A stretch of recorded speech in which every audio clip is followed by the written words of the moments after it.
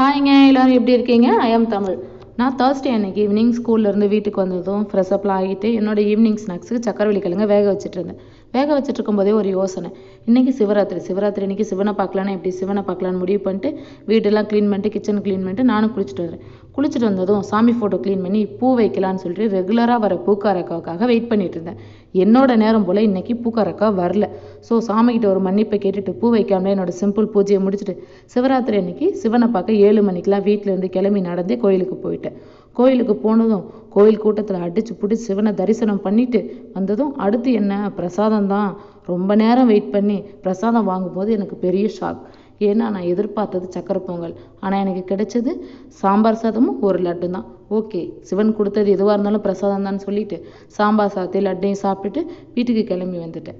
வீட்டுக்கு கிளம்பி வந்ததும் ஈவினிங் செஞ்சேன் என்னோட சக்கரவள்ளி கிழங்க நான் டின்னருக்கு சாப்பிட்டுட்டு ஒரு பிளாக் காஃபி வச்சு குடிச்சிட்டு என்னோட டின்னரை முடிச்சிட்டேன். இந்த வீடியோ உங்களுக்கு பிடிச்சிருந்தா சப்ஸ்கிரைப் பண்ணுங்கள்.